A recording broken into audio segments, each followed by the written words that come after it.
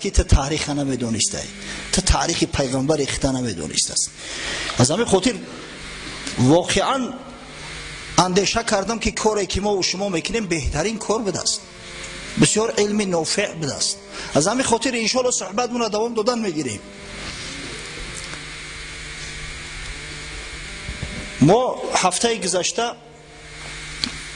تا جای با شما صحبت کردیم که ابو طالب امک رسول الله صلی الله علیه و سلم پشتیبانی خیش را از حبیب خدا محمد صلی الله علیه و سلم در میان تمام قریش اعلام داشت و از همین خاطر به هر وجه صورت حضرت صلی الله علیه و سلم ایمن بود از خوف دشمنان. فقط بعضی جبر و زجرها را از جانب خیش تبارای خود میدید، از جانب ابو لهب ملعون، از جانب ینگش امی جمیل زن ابو لهب، از جانب فرزند ابو لهب از مار بشه می شود.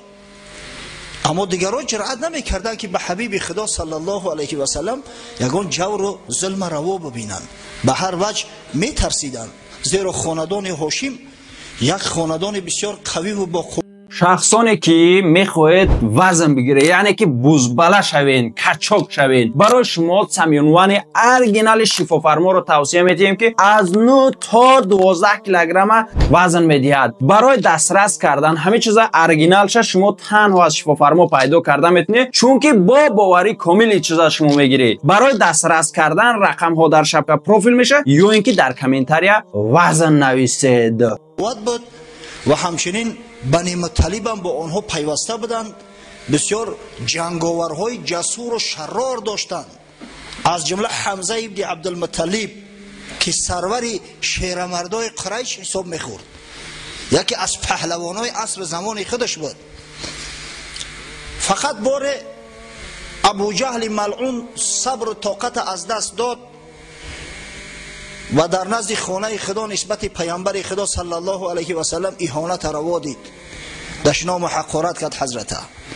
اما دید که حضرت وقتی که مثل که استوار است، اعتنای به سخنهاش نمیکند، به همه عبادت خود به طواف خود مشغول است، یک سنگی را گرفته جانب رسول الله صلی الله علیه و سلم هوا داد و پیغمبر خدا را مجروح کرد، یک زخم در سر پیغمبر صلی الله علیه و سلم گذارید و کسی هم پشتیبانی نکرد. ساعت نگذشته بود که حمزه امک پیغمبر صلی الله علیه و سلم که هنوز اسلام قبول نکرده بود از شکار بازگشت.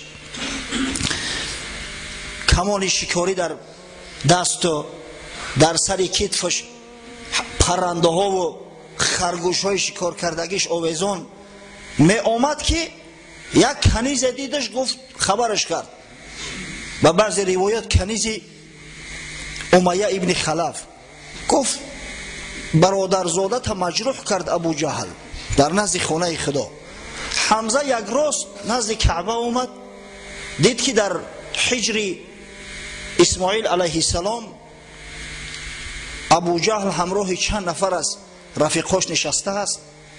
آمد گفت ای بزدل ملعون، تو چی نوع جرأت کردی و نسبت برادرزاده من اهانت روا دیدی؟ تو پدرسگ گفت نمیدونی که من در دین محمد صلی الله علیه و سلم هستم؟ و به همون کمانش کشید، در فرق سر ابو جهل چنان یک ضربه نواخت که سر کفید، خون جاری شد از پیشای چشماش. چند نفر از بنی مخزوم خواستن که به پشتیبانی بخیزن، اما ابو جهل که غیرت حمزه را میدونست، ننگ ناموسی بنی هاشم هم میدونست، سر راه رفیقا و خیش تباراش گرفت، گفت نه عیب از من گذشته است. درست کرد، عیب از من گذشت که من برادر زاده ای را به یگان وجه آزار داده بدم، شما گفت در این کار خوش نشوی. و از زبان حمزه به اختیار کلمه اسلام بر اومد که من مسلمان شدم، تو مگر نمیدونی؟ حال آن که اسلام نه آورده بود، از تعصب باری اول این سخن گفت. بعد یک روز نزد محمد صلی الله علیه و سلم اومد، احوال پرسیش کرد، گفت که حالی من اسلامی نآورده در میان مردم اعلان کردم که مسلمان شدم، انا که اسلام عرضه داده من مسلمان شدم. برای مسلمان ها یک دولتی بزرگ بود، یک شیرمرد یک شیردل، شخصی که هیچ کس جرأت نمیکرد که رو بروش ایستاده و یگان سخن اهانت آمیز گوید مسلمان شده است. این بسیار دولتی بزرگ بود. مسلمان‌ها بسیار شاد و فرحناک شدند. از بین 3 روز دیگر گذشته بود که یک خبری خوشی دیگر رسید در امو حالت و وضعیت هایی که بالای اسلام و مسلمانان ابرهای تیره و تار جهل و ظلمت اویزان بود. بشارت به اسلام حضرت عمر ابن خطاب رسید. عمر ابن خطاب نیز یکی از همه شیردلای قریش بود. بسیار تندخو بود است، تیز بود، هر گپ برداشت کرده نمیتونست. حضرت عمر بسیار قوی هیکل بود، 2 متر قریب قامتش بلند بود است، پهلوهای پهلوان، گوشتینگیر، جسور و بسیار با غیرت و با حمیت بود. تعصبش بسیار بلند بود. چرا مسلمان نشد در ابتدا؟ از سبب آن که گمان میکرد که همون راهی که آبا و اجدادش پیش گرفتند راهی درست است. حتی مسلمانان را مذمت میکرد که چرا شما میخواهید که دینی را که جد و اجداد شما پیروی میکردن امروز ترک کنید، برزیدش برخیزید. و وقتی که یک عده از مسلمانان مجبور به ترک وطن شدند به حبشه هجرت کردند، حضرت عمر از خشم خوابش نمیبرد. از بس که حالی او قدر عقلش کامل شدگی نبود، حالی ایمان نداشت، مسلمان نشده بود، از همین خاطر گمان میکرد که سببگاری همه عذاب و مشقت هایی که بالای مردم قریش آمده است قریشی هایی که حضرت عمر واقعا دوستشان میداشت. گمان کرد محمد صلی الله علیه و سلم است. از همین خاطر تصمیم گرفت که باید محمد کشته شود.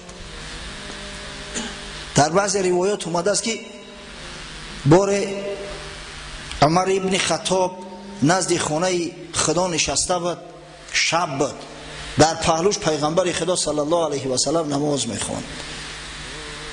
نماز میخواند. آیات قرآنی در گوشش آمد، سوره الحقه تلاوت میشد. حضرت عمر گوش به قرآن داد، گفت این حقیقتا شاعری ماهر بوده است. به دلش فکر میکنه این شعرها را چه خیلی جذبه دار هستند، چه خیلی شیرین و لطیف برآمده ایستادیان. همه وقت پیغمبر خدا صلی الله علیه و سلم آیه انه لقول رسول کریم و ما هو بقول شاعر قلیلا ما تؤمنون را تلاوت کرد. جایی که خداوند میگه که این سخن رسول کریم است، فرستاده بسیار بزرگ صاحب مرتبه، یعنی که این قول حضرت جبریل علیه السلام به محمد صلی الله علیه و سلم آورده است. این سخن شاعر نیست. چه کم ایمان آورده اید، چقدر شما ناباور هستید که آیه قرآن و سوره قرآن از شعر یک شاعری دیدو فرق نمیکنید. حضرت عمر در لرزه در اومد، گفت سبحان الله، این شاید یگان کاهن است، یگان ساحر جادوگر است. فهمید که در دل من چی گذشته است. که حضرت رسول الله صلی الله علیه و سلم دوام داد، ولا بقول کاهن قلیلا ما تذکرون تنزیل من رب العالمین. این سخن کاهن نیست میگه خداوند. چی کم شما پند میگیرید، چرا اینقدر کند فهم هستید. تنزیل از قرآن هست که از پروردگار بزرگ به حبیبش محمد صلی الله علیه و سلم نازل شده است. الکی در قلب عمر یک روشنایی پیدا شده بوده، اما بسیار خیره بود. و وقتی که شبانه تصمیم گرفت که من میروم محمد صلی الله علیه و سلم به قتل میرسانم و جان قریش به همین خلاص میکنم، در راه می آمد که یکی از رفقاش، یکی از خویش تباراش، یکی از قوم خودش بود، از بنی عدی بود، با نام نعیم ابن عبدالله واخور. پرسیدش نعیم که کجا میروی ای پسری خطاب؟ گفت من میروم محمد صلی الله علیه و سلم به قتل برسانم، همه شر و شور و همه جنجال به همین خاتمه یابد. گفت تخته به سادگی نزن، تا کجا و محمد ابن عبدالله کجا؟ تا گمان میکنی که بنی هاشم تر زنده میمونن؟ قسم به خدا 100 پارت میکنن. گفت 100 پاره. گفت از همین گپات برمی آید که ختم سابعی شده ای. سابعی شخصی را میگن که از دینش برگشته باشد. اصلا این مشرکای بدبخت مسلمان نمیگفتند، سابعی میگفتند، کسی را که دین اسلام برگزیده باشد از میان مشرکان.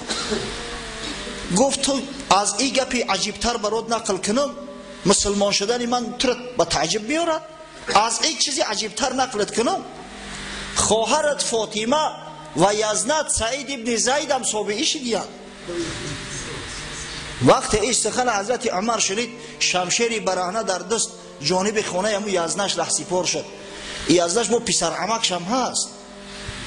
آمد که قدرت خدای تعالی در همون ساعت در خانه سعید ابن زید خباب ابن ارت، یکی از صحابگان پیغمبر صلی الله علیه و سلم که حافظ قرآن است، مهمان بود و سوره طه را که نو نازل شده بود در یک کاغذ نوشته و برای سعید ابن زید و برای زوجش فاطمه رضی الله عنهما تعلیم میداد.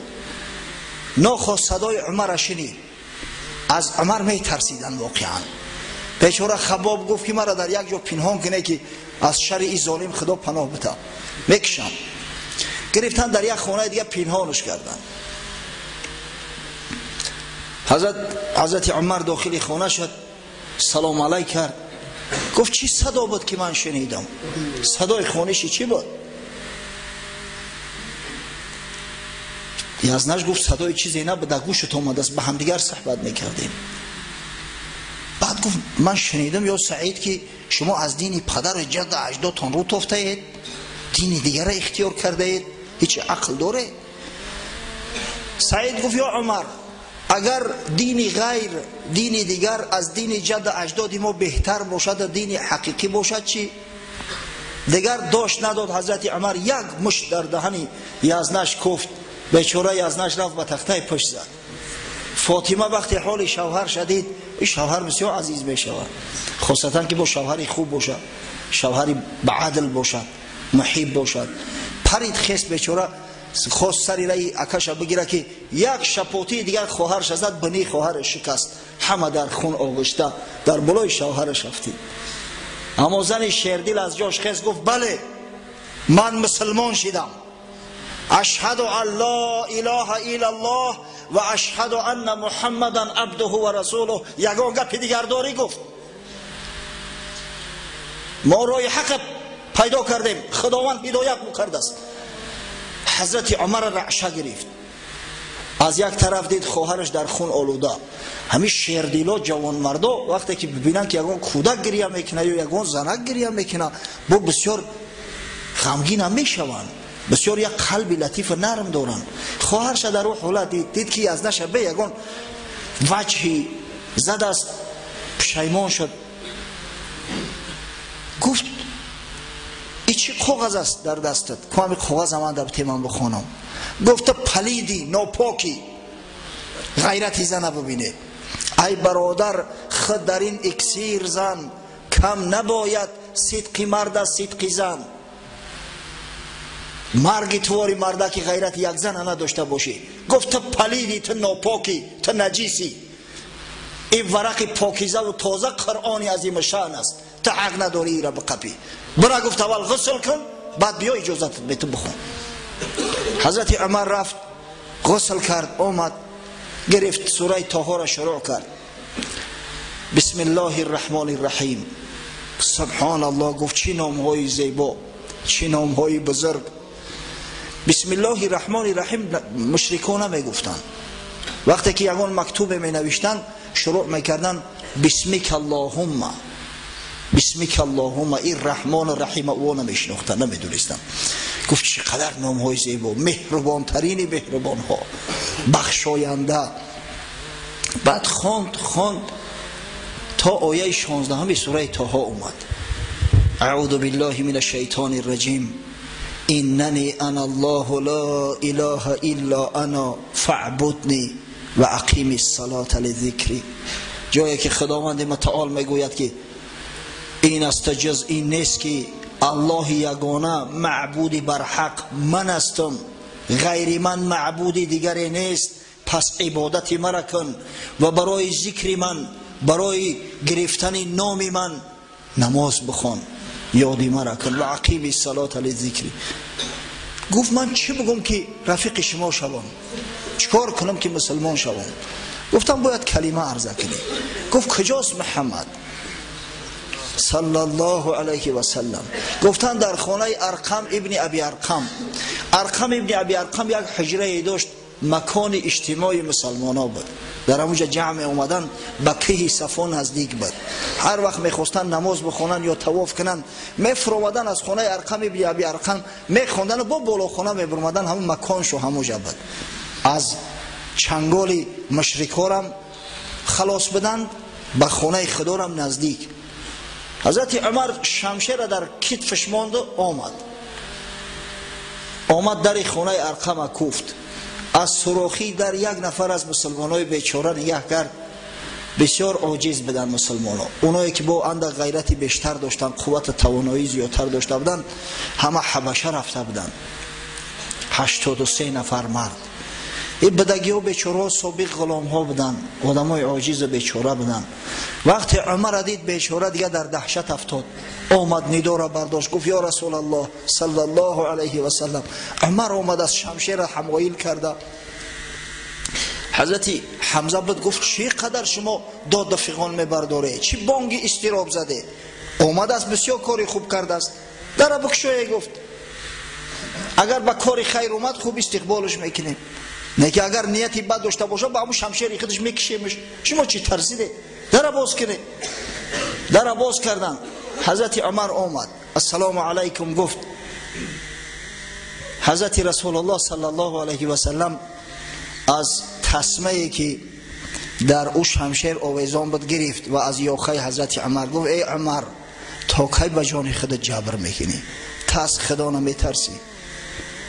یا عمر گفت نمی ترسی که همون بلایی که به سر ولید ابن مغیره آمد که خداوند در قرآن مذمتش کرده است به 10 وجه به سری تو می آید، از خدا بترس. و دعا کرد اللهم اعز الاسلام بعمر بن الخطاب. پروردگارا اسلام به واسطه عمر فرزند خطاب قوت ده، توانایی ببخش. حضرت عمر گفت لا اله الا الله محمد رسول الله و اشهد ان لا اله الا الله و اشهد انک رسول الله. صدای تکبیر بلند شد. مسلمانان که نعره تکبیر زدن صداشون در نزد خانه خدا تمام مشرکا شنیدن. گفتن اینا را چی درد رسیده باشه اینقدر نعره میزنن. حضرت عمر بسیار شیردل بود، اسلام آورد، پاکیزه شد و از زبان خودش فرزندش روایت میکند که میگه پدرم گفت که هر کس وقتی مسلمان میشد مشرکا جمع می‌آمدند و او را لطکوب میکردند. هر کس کوشش میکرد اسلامش پنهان بداره. من دیگر مسلمان شدم، همینقدر شاد و خرسند شدم، ای خرسندی را خوابم نمیبره، میخواهم به تمام جهان اعلامش کنم. از همه خاطر شبانه میگه نزد خانه ابو جهل ملعون آمدم، درش کوفتم. گفت کی است؟ میگه گفتم عمر خطاب. آمد در کشاد، مرحبا گفت. با گفتم یا ابو جهل یک خبر میخواهم به تو برسانم، بسیار خوش خبر است. گفت چی خبر؟ انشاءالله خوش است. بله. میگه گفتم من مسلمان شدم، اشهد ان لا اله الا الله و اشهد ان محمد عبده و رسوله. اگه ابو جهل یک نفر دیگر میشید که در جاش قتلش میکرد، اما زورش به عمر نمیرسه. از همین خاطر در میگه بروم سخت چپید و با ای پشتی در گفت که خدا خارت کنه، زب سخنه آوردی تو برای ما. نزد پیغمبر خدا صلی الله علیه و سلم آمد، گفت یا رسول الله ما بر حقیم؟ گفت بله. گفت ما اگر زنده هم مانیم، کشته هم شویم، در راه حق هستیم؟ حضرت گفت بله. پس چرا گفت ما باید اسلام خودمون پنهان بداریم؟ خیزه بریم نماز آشکار در پیش چشم مشرکا بخونیم، همین دشمنی بدبخت بسوزانیم. خیزه. حضرت هم گفت خیزه. ندای الله اکبر شد. حضرت عبدالله ابن مسعود میگه 2 صف شدیم. در یک صف حمزه پسری عبدالمطلب سرور شد، در صف دیگه حضرت عمر رسول الله صلی الله علیه و سلم مثل یک گل در بین دو صف گرفتیم و با نعره الله اکبر میگه عازم مسجد شدیم. مشرکا این جرأت هرگز از مسلمانان ندیده بودند، در دهشت افتادند. آمده میگه در گرد خانه خدا 7 دور طواف کردیم، 2 رکعت نماز شکر گذاشتیم. حضرت صهیب ابن سینان، صهیب رومی میگه تا زمان اسلام عمر بسیار عاجز بودیم، میترسیدیم که مبادا یگان زیان و ضرر به ما نرسه. اما وقتی که عمر پسر خطاب مسلمان شد دیگر همین قدر به جرأت میشیشتیم که با قول امروزه ویزیوه یوشی که یک کس حد داره گپ زنه، گپش میگرفتیم در دهنش میکفتیم. واقعا خداوند متعال توسط حضرت عمر رضی الله عنه اسلام قوت بخشید. این واقعه اسلام حمزه ابن عبدالمطلب و اسلام حضرت عمر در ماه ذوالحجه سال 6 هجری است. ملاهایی که ملاهای 5 وقته و دیگر است، یکی از سوالو همین هم است، در یوتیوب بگیره. در ماه ذوالحجه سال 6 هجری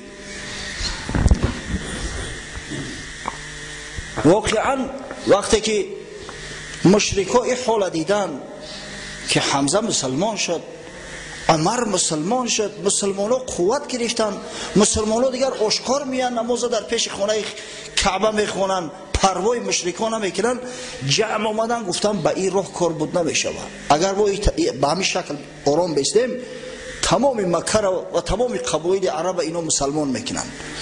باید یک چاره بجوییم و عاقبت الامر به خلاصه اومدن که مسلمانان را محاصره اقتصادی میکنیم، تحریم اقتصادی نسبت مسلمانان، هم تحریم اقتصادی و هم تحریم اجتماعی. تحریم هم میدونی نه؟ اکونومیست که بلاکاد هم میگن، مثلا بعضی دولت ها حالی در زیر همین تحریم اقتصادی قرار دارن، با او بیچاره تجارت نمیکنن، داد و گرفت نمیکنن. با شخصایی که طرفداری محمد صلی الله علیه و سلم بودن، خاصتا با بنی هاشم و بنی مطلب بسیار شدید گرفتن کورا. یک قرارداد ظالمانه به امضا رساندند که در آن گفته میشد با بنی هاشم و با بنی مطلب و با پیروان محمد صلی الله علیه و سلم هر کسی که تجارت میکند یا رفت و آمد میکند یا معامله و مناسبت میکند یا دختر میدهد یا دختر میگیرد یا همسایگی میکند جزا داده میشود، به حدی که از مکه بدرقه کرده میشود. تا همین درجه را سخت گرفتند و این قرارداد ظالمانه به امضا رسید. نویسندش در بعضی روایات اومده است که شخصی بود با نام منصور،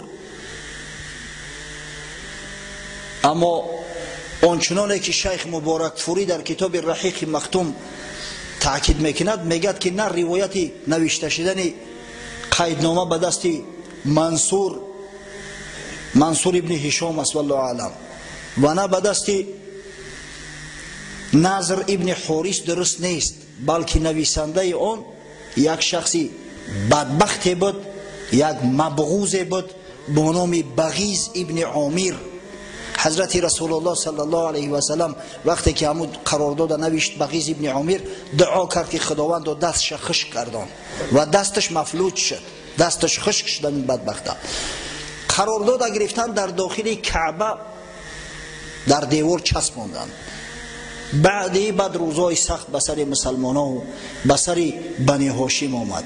دیدن که بسیار وضعیت بد است، همسایه ها همسایگی نمیکنن، خوف خطر غارت و قتل و کشتار به میان آمد. از همین خاطر ابو طالب تمام بنی هاشم و بنی مطلب دعوت کرد که بیای در دره من زندگی کنی. این مکه خیلی هموار، حالی هم که هموار نیست، زمانهای پیش دره بود. مثال هر قوم و هر یک گروه، هر دهچه در یک دره زندگی میکرد. یک شعب به دره با نام دره ابو طالب معروف است و همه آمدند در همونجا منزل گرفتند، خانه های خود ترک کردند. در شعب بنی ابو طالب مدت 3 سال در محاصره اقتصادی قرار داشتند. کار به حد وزنین آمد، در مکه زراعت نشود، در مکه حاصل نشود، تمام زندگی مردم به تجارت بود، اما کسی با اینها تجارت نمیکرد. هر ذخیره داشتن تمام شد. دیگر بیچاره مردم برگی درخت میخوردند، علف خار میخوردند، خار در آب میجوشاندند میخوردند. وقتی که در همون سال سیم کار به حد وزنین شد که هر کسی از نزدیکی دره ابو طالب عبور میکرد، صدای گریه طفلان به گوشش میرسید. بسیار وضعیت بد بود، وضعیت ناگوار. میشنیدن که یگان کاروان اومده است، اگر خداوند امکانشو میداد زودتر می اومدن چیزی خرید کرده میتونستن. اگر اندکی تأخیر میشد همه مال کاروان رو میخریدن. بدبخت دیگر قریشی های مشرک تا اینکه به این خاندان چیزی نرسد و خودشون هم چیزی تجارت نمیکردن، به اینا نمیفروختن. بسیار وضع ناگوار بود. با وجود همه مشکلی و مشقت مردم تم به تقدیر داده و صبر میکردن، اگر چند اکثریت اسلام نآورده بودند از بنی هاشم و بنی مطلب. با استثنای بدبخت ابولهب و فرزنداش، تمام بنی هاشم و بنی مطلب پشتیبان رسول الله صلی الله علیه و سلم بودند. این غیرت بینه، این جوان مردی را بینه. امروز دو برادر در یک حولی ساز نمیگیرن، ایش میذاره خونشار میکنه، ایش میذاره نیم کشته میکنه. این مردکای خوب شرم نمیداره.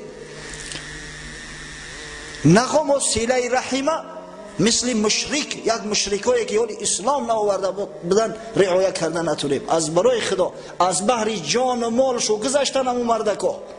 یک نفرش باری هم طعنه نزد به پیغمبر خدا صلی الله علیه و سلم که همه می از دستی تای. امروز در هر قدم میبینی طعنه زنی، پیشینگ کنایه پرتایی، احمقی، ابلهی. دو کودک به همدیگر جنگ میکنن، اکاو دودر میخیزن، همدیگر را مشکوب و لگتکوب میکنن. از خدا نمیترسی. این احوالی زار ما.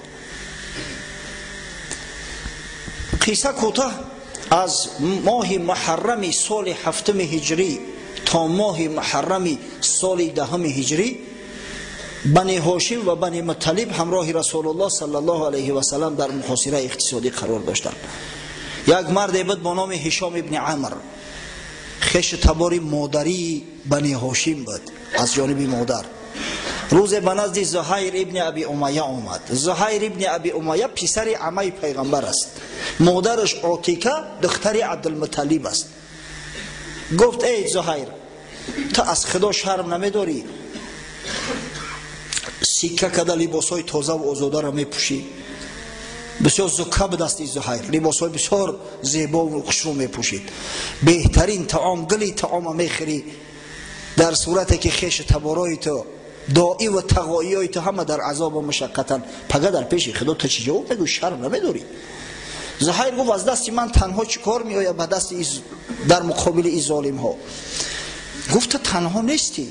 گفت کی است رفیقم؟ گفت اینا من خودم رفیقت میکنم. گفت ما 2 نفریم، 2 نفر کمتریم، بیا یک کسی دیگر را پیدا کنیم انشالله بعد میخیزیم بر ضد همی قرار داد. آمد هشام نزدی یکی دیگر از مکی ها که با نام ابوالبختری معروف است. ابوالبختری ابن هشام بسیار آدم معروف بود در بین قبیله قریش.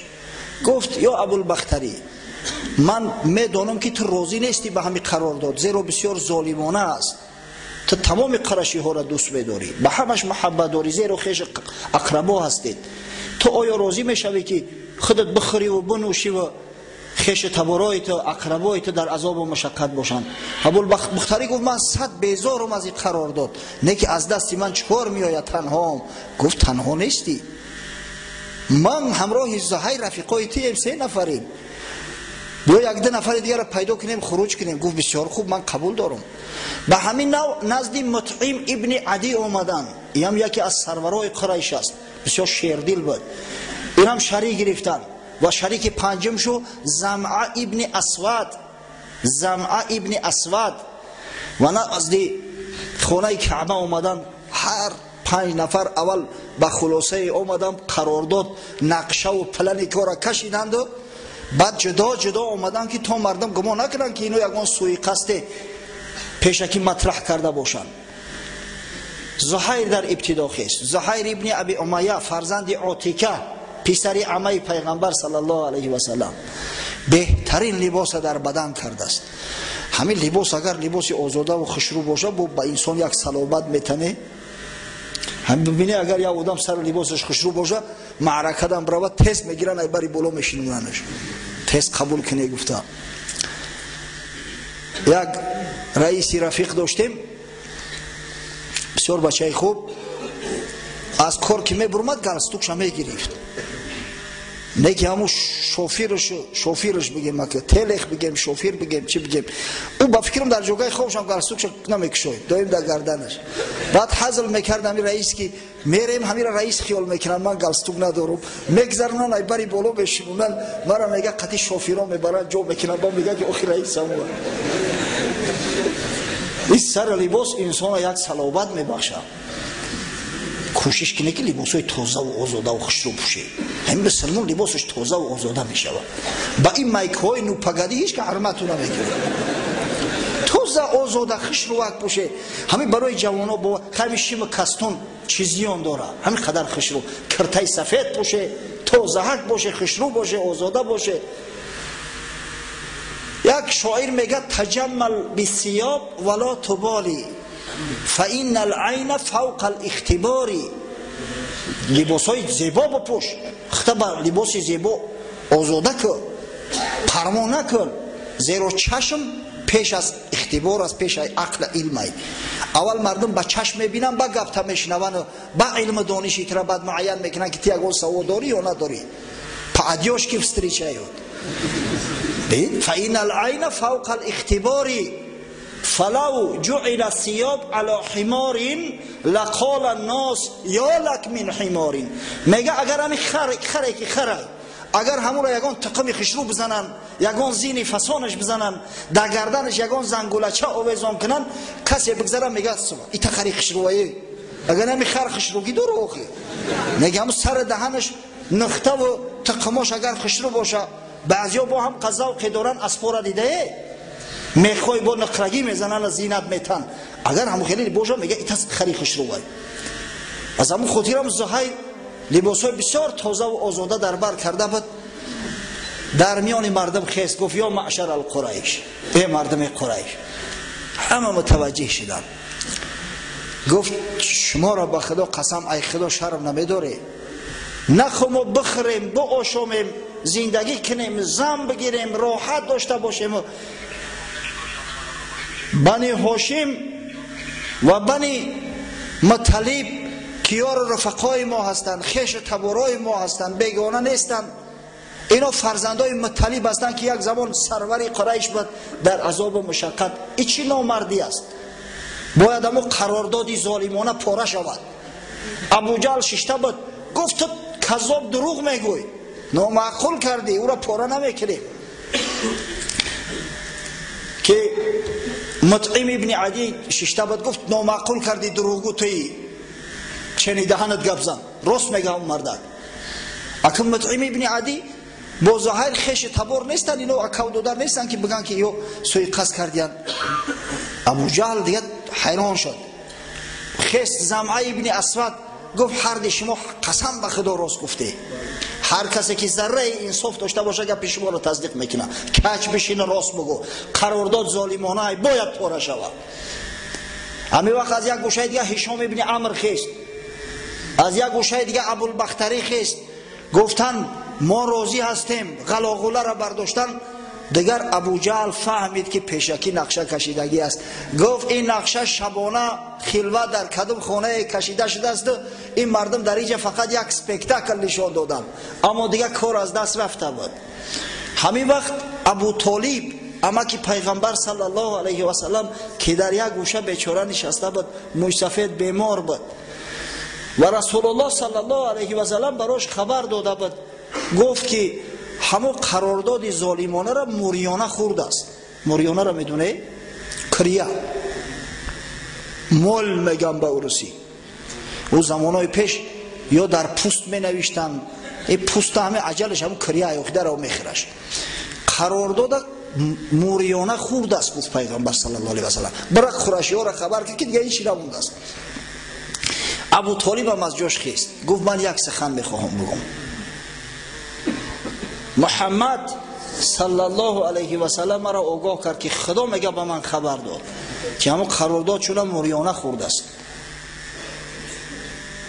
اگر گفتن گپش راست باشه میکنیم قرارداد نقض میشود، نه که اگر گپ دروغ باشد تو تسلیمش میکنی به ما محمد صلی الله علیه و سلم، دیگه محافظتش نمیکنی. گفت که من در صدق برادرزادم 100% اطمینان دارم. من یک کودک از 12 سالگیش بزرگ کردم، باری در کاری دنیا دروغ نگفته است، در کاری آخرت دروغ میگه. قبول. رفتن در این کعبه را کشودن، هر کس راه نمیدادن در داخل کعبه، دیدن که حقیقتا غیری همون نام الله بسمیک اللهم تمام قرارداد موریانه خورده است، چیش نمونده است. مطعم ابن عدی از تنه دیوال کند پرتافتش و به همین تحریم اقتصادی بنی هاشم و بنی مطلب به اتمام رسید و از شعب ابو طالب برآمدن، جانی تازه در وجود شده مید. اما در این مدت ابو طالب سروری بنی هاشم بیمار شده بود، روز به روز مشکل میشد زندگیش. در ماه محرم آزاد شدن، در ماه رجب 4-5 ماه بعدتر ابو طالب در بستر مرگ افتاد، بیمار بود. قریشی ها جمع شدن، گفتن هنوز ابو طالب زنده است، بیاییم به یک قرارداد بیاییم که بعد وفات ابو طالب اگر زیان به جان محمد صلی الله علیه و سلم برسانیم ما را طعنه و ملامت میکنن تمام عرب که اینا غیرت جرأت نداشتن در وقت زنده بودن شیری نر و برادرزادش دست بیازن، بعد وفاتش بعد جرأت کردن. از همین خاطر 25 نفر سرورای قریش که در میان آنها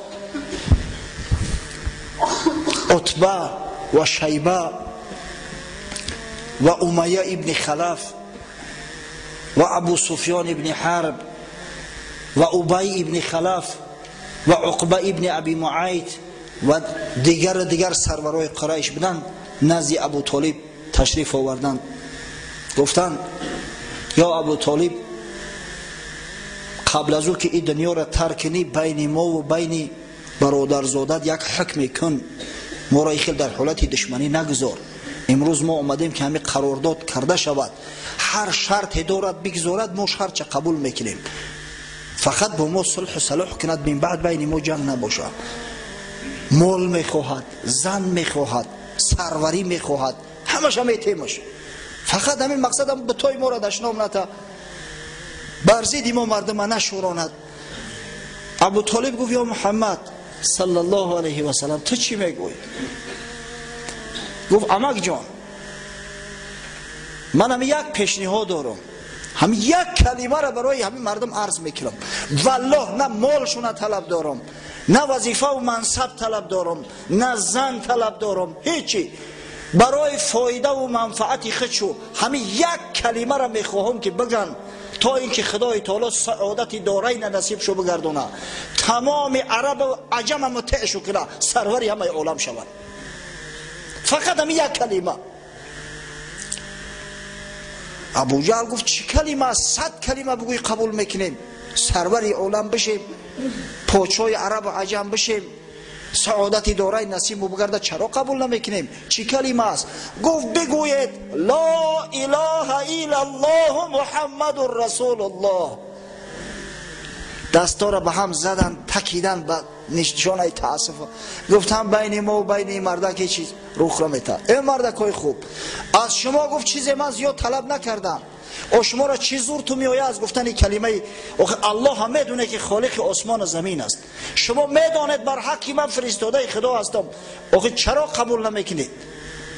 که گفتن تمام، با تو دیگر در صلح و آشتی بسته شد، از تو یگان توقع دیگر نداریم. و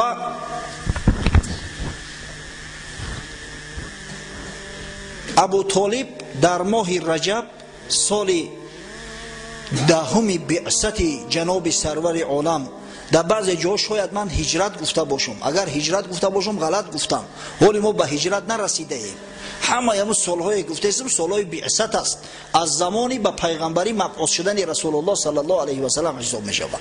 در سال 10 بعثت پیغمبر خدا صلی الله علیه و سلم در ماه رجب از دنیا گذشت.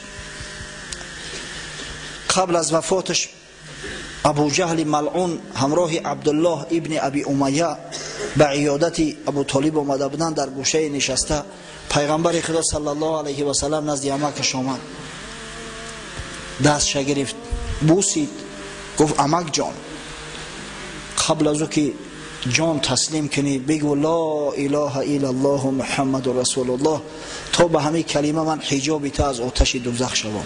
وضعت بیزیب است.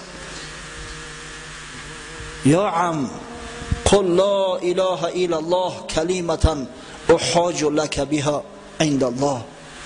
انا من حجابی تو میشوم، ترا از عذاب قیامت نجات میتم، رحمت خدای تعالی ان شاء الله به تو میپیوندد، فقط همین کلمه را بگو لا اله الا الله.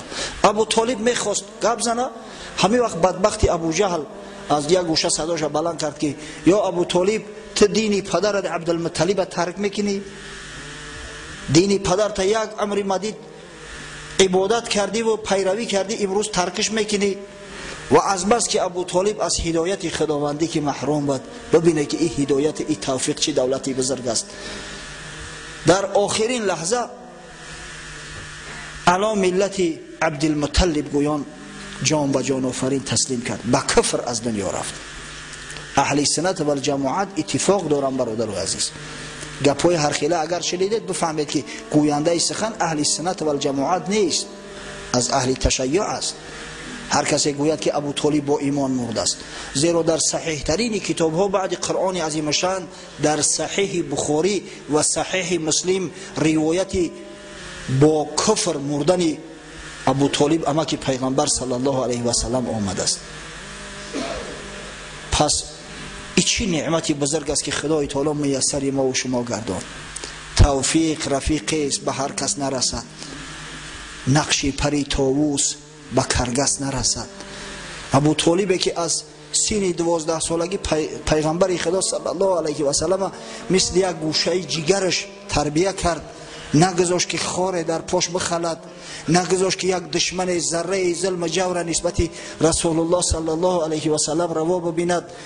همین ابو طالب از هدایت خدا محروم از دنیا رفت، اما ما و شما در مفت رسید است از برای خدا. از پدر و مادر مسلمان مفت ایمان به دست آوردیم.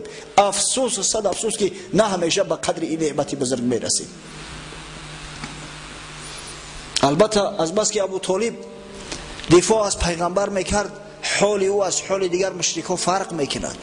ما با شما گفتیم که ابو لهب ملعونه که خداوند غضبش نسبت او در قرآن بیان کرده است، ابو لهبی که با کفر و با دشمنی محمد صلی الله علیه و سلم از دنیا گذشته است.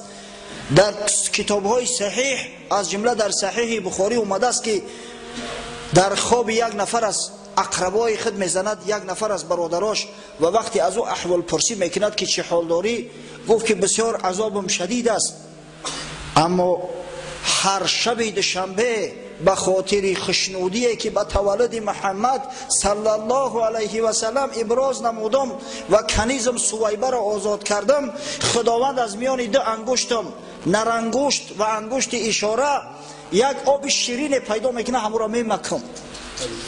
پس تصور کنه که ابو طالبی که در جان رسول الله صلی الله علیه و سلم بیچاره بود، البته که ان شاء الله خداوند از بسیاری بلاها او را ایمن داشته است.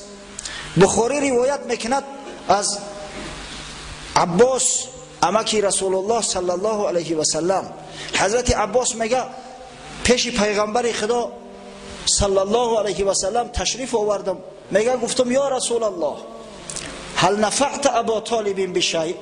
میگه گفتم که ای پیغمبر خدا آیا تو به ابو طالب یگان فایده و منفعت رسانده میتونی؟ آیا یگان فایده تو به ابو طالب میرسد؟ فانه کان یحوتک و یبغض لک و یغضب لک.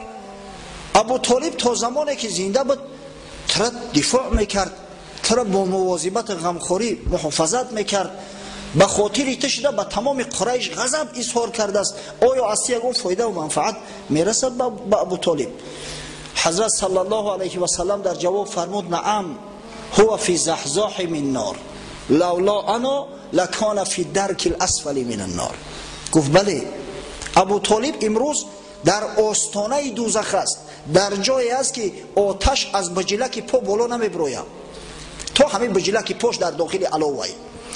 اگر من نمیشیدم، اگر زاره و التجای من نمیشد، ابو طالب البته در کام جهنم میپرتفتند، در قعر جهنم در پسترین درجه میپرتفتندش، زیرا پیغمبر خدا را دریافت و ایمان آورده به این حضرت از دنیا گذشت. یعنی در حق مشرکا، در حق کفار دعا کردن، دعای استغفار و دعای رحمت خدا کفر است. بچه‌ها هشتونه در سر تو بگیری. من یاد دارم که یک زمان عازم کلاب شهر بدیم، چی معرکه بود، در راه می رفتیم که تلفن شد از ناحیه لینین، از ناحیه رودکی، یک کس اومده است برادرش نصرانی شده بوده، همون نصرانی مرد است، برای تردد جنازه که چیکار کنیم؟ گوش که گفتم برادر جنازش اوسو بسته، اگر چند برادرت است، اگر بگوی که خداوند و رحمتش که نعوذ بالله کافر بشه، تو چی فکر داری؟ کدام جنازه؟ جنازه را برای مسلمان میکنن. پیغمبر خدا صلی الله علیه و سلم وقتی ابو طالب عمکش مرد گفت یا ابو طالب تا زمانی که خداوند منعم نکنه در حق طلب استغفار میکنم که خداوند و گناهاش با آمرز مغفرت کن. همون زمان خداوند آیه نازل کرد اعوذ بالله من الشیطان الرجیم ما کان للنبی والذین آمنوا ان یستغفروا للمشرکین ولو كانوا اولی قربا من بعد ما تبین لهم انهم اصحاب الجحیم. صدق الله العظیم. خداوند متعال بیان میکند که پیغمبر محبوب امام محمد صلی الله علیه و سلم و مسلمانان حقوق ندارند که طلب استغفار مشرک ها را کنند، اگر چند خیش اقرباشون باشند، اگر چند پدر و مادرشون باشند. وقتی که آشکار شد خداوند حکم مشرک برو آورده است که او اصحاب جحیم است، او دوزخی است، دیگر رحمت در حق او چی معنی داره؟ حضرت رسول الله صلی الله علیه و سلم خداوند نهی کرد، منعش کرد از اینکه طلب استغفار از برای عمکش ابو طالب کند. حضرت بسیار محزون شد، همین قدر جگرش خون شد که مردی که این قدر خدمت کرده است، این قدر محنت کشیده است، امروز از طلب استغفار من محروم، از مغفرت خداوند محروم، این احوالش چی می باشد؟ از این خاطر خداوند متعال پیغمبر خودش تسلی بخشید. در سوره قصص آمد است که پروردگار متعال به پیامبرش تسلیت فرستاد اعوذ بالله من الشیطان الرجیم انک لا تهدی من احببت ولکن الله یهدی من یشاء و هو اعلم بالمهتدین. ای حبیبی من گفت با درستی که تو کسایی را دوست می‌داری هدایت کردن نمیتونی، هدایت در دست تو نیست، هدایت در دست پروردگار است. او الله بزرگ است که هر کسی را بخواه هدایت میکنه و هر کسی را که از هدایتش محروم شد همتا محروم زار نزار میماند. خداوند خودش میدونه که کیها هدایت نیابند، از این خاطر درون خط نخر. اما به هر وجه صورت برای حبیب خدا محمد صلی الله علیه و سلم خداوند بشارت داد که ای حبیبی من عمکت اگر چند به شرک کفر رفته است، اما به خاطر تو از فرط محبت تو او را در قعر جهنم نمی اندازم، در آن همون آستانه دوزخ، ای همین در دوزخ درون میمونمش، زیرا کافر و مشرک بود. خداوند هیچ وقت کفر نمی بخشه، شرک هیچ وقت نمی آمرزه، در جایی که آتش از بجلک پاش بالا نمی بروید. این بود احوال ابو طالب عمک رسول الله صلی الله علیه و سلم. از بین 3 ماه دیگر گذشت، در ماه رمضان زوجه محترمه رسول الله صلی الله علیه و سلم، مادر مسلمانان، بیبی خدیجه بنت خویلد، عالم فانی را بدرود گفته و به رحمت خدا پیوست. در سین 65 سالگی حضرت رسول الله صلی الله علیه و سلم 50 ساله بود، در همون سال 10 بعثت، و زوجه محترمش مادرمان بیبی خدیجه 65 ساله بود، 15 سال از پیغمبر خدا بزرگ بود. ما در این موضوع صحبت کرده ایم، حجت به گفتار زیاد نیست. خدا رحمت و مغفرت کنه مادرمون. حضرت رسول الله صلی الله علیه و سلم چنان گریست بالای مرده زوجش که مثل که تفلک بالای مادرش گریه میکنه. حضرت بعدا هم به درد رنج به علم میگفت که وقتی که تمام مردم از من رو گرداندن، خدیجه آغوش شیخچه باز کرده مرا با آغوش گرفت. زمانی که همه مردم را تکذیب کردند، دروغگو گفتند، بیبی خدیجه ما را صادق گفت، دین ما را قبول کرد، اسلام را قبول کرد. زمانی که همه مردم از بحر من گشته بودند، در رو تافته بودند، تمام مال و ثروت به من بخشید، اولا در اختیاری من داد. و در صورتی که خداوند از کودک یافتن از دیگر زنها مرا محروم کرد، بیبی خدیجه به من فرزند داد. یعنی از دامن بیبی خدیجه خداوند متعال به من فرزند داد، از جمله 4 دختری که به سن بلوغ رسیده و همه شوهر کردند و در حقش دعای خیر میکرد. و مادرمونم به حد مهربان بود که تا زمان زنده بود پیغمبر خدا صلی الله علیه و سلم یگان مشقت احساس نمیکرد، یگان مشکلی را احساس نمیکرد. در خبر آمده است که پیغمبر خدا صلی الله علیه و سلم بعضا در غارها می رفت، خلوت اختیار میکرد، به عبادت خدا مشغول میشد، روزدار. و مادرمون کوزه در پشتش، در داخل کوزه تمام پیغمبر را میگرفت، در همون کوه میخرید، میبرد و میسپرید. بار حضرت نشسته بود که جبرئیل امین علیه السلام داخل شد، گفت یا محمد صلی الله علیه و سلم خدیجه میوید. گفت زوجه مهربانت در ره اومده است. گفت در کتفش یک کوزه برای طعام آورده است. ادام وقتی که داخل شد، سلام خداوند براش برساند. سبحان الله، خداوند با یک بندش توسط جبرئیل امین علیه السلام سلام فرستاده است. سلام خدای متعال از براش برسان و براش بشارت ده که پروردگار برای او در فردوس اعلی به غیر او قصرهایی که به مردم عطا می شود با یک خانچه کرده است از نی، از قمیش مخصوص بافتگی، تازه و آزاده نازنین، و بشارتش بده که همون خانه منتظرش است. و رسول الله صلی الله علیه و سلم سال دهمی بعثت عام الحزن نام کرد. سال حزن، سال غم، سال اندوه، سال مصیبت، سال مشقت. متاسفانه ساعت تمام شد، وقت ما به آخر رسید. انشاءالله حالی هفته آینده وقتی که صحبت ادامه میدهیم، بعد میبینه که حضرت رسول الله صلی الله علیه و سلم چه عذاب و مشقت هایی را متحمل شد بعد وفات ابو طالب، بعد وفات مادرمان بیبی خدیجه، چی بلاهای به سرش اومد، چی عذاب و مشقت هایی را متحمل شد. انشاءالله هفته آینده در اطراف این موضوع ها صحبت میکنیم. پروردگارا، زحمات و مشقت هایی که مسلمان های عصر رسول الله صلی الله علیه و سلم کشیدن، خاصتا او زحمت مشقت هایی که مادرمان بیبی خدیجه کبرا کشیده است، پروردگارا میسر گردان زنای ما را، مردای ما را که از او عبرت گرفته و صابر باشند، صبور باشند. و پروردگارا زنهای ما را آداب و اخلاق حسنه ای را که به ازواج مطهره پیغمبر صلی الله علیه و سلم خاصتا به مادر ما بیبی خدیجه عطا کرده بودی، عطا فرما، تا اینکه حرمت احترام شوهرای مسلمان خودم به جا آورده و توسط دعای شوهرها در جنت المأوا مستقر گردند برحمتک یا ارحم الراحمین.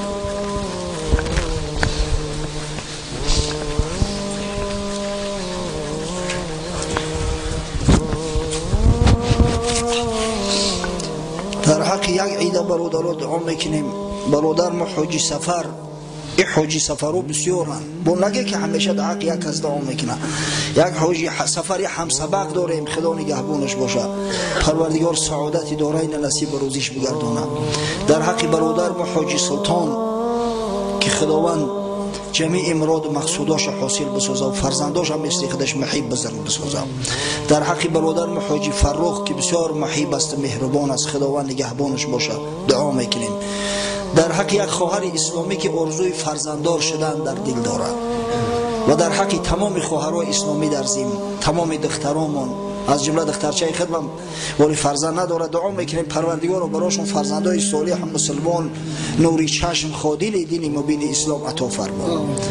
در حق برادر محمد سعید که در صدمه نقلیاتی از پاش محروم شده و دعا میکنیم که خداوند براش صبر جمیل عطا کند، پروردگار سربلندی و سعادت نصیب روزش بگرداند. در حق برادر مرحوم رحمت شاه دعا میکنیم. یک برادری یک همسایمون شخصی بسیار قدردان، سین سالش هم جوان بود ولی در 50 نرفته بود، همین دیروز از دنیا گذشت.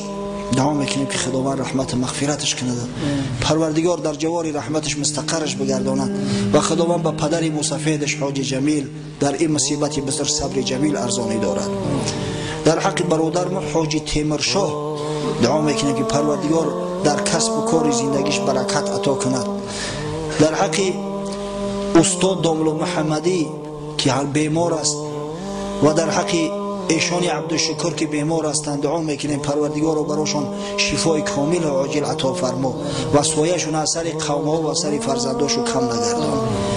در حق پدر و مادر یک برادر اسلامی در همین دهنی در این مسجد التماس کرد که در حق پدر و مادرم دعا کن. در حق پدر و مادر ای و پدر و مادرای تمام مسلمان‌ها از جمله در حق پدر و مادر خودم نیز دعا میکنیم که خداوند رحمت و مغفرتشون کن و خداوند در جنت المأوا همراه پیغمبر خدا محمد مصطفی صلی الله علیه و سلم مستقرشون گردان. آمین یا رب العالمین.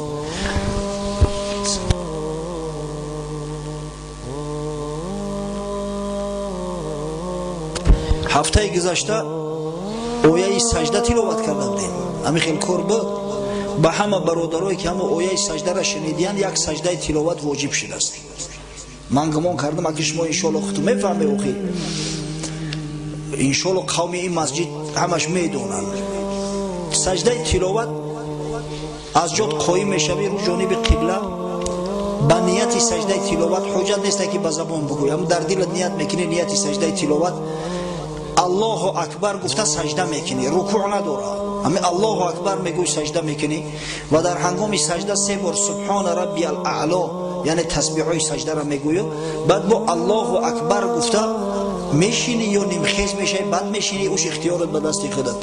اگر کسی دعاش بدونه سجدت للرحمن آمنت بالرحمن فاغفر لی ذنوبی یا رحمان سمعنا و اطعنا غفرانک ربنا و الیک المصیر. اما اگر کسی نمیدونه بگه خداوند همین سجده تلاوت ما قبول فرما، همین کفایه است، این همه مقدار است. و هر کسی که همه آیه سجده را از ما شنیده باشه برادرای عزیز در ذمه همه یک سجده تلاوت واجب شده است و او سجده تلاوت در گردنت میسته، شرط نیست که حتما اداش کنی. ان شاء الله همین روز وقتی که نماز خوندیم خود در مسجد خود در خونه ها تو بعد که رفته به همین طریقی که من بیان کردم یک سجده تلاوت کنه، همون واجب عظیمت و ساقط کنه.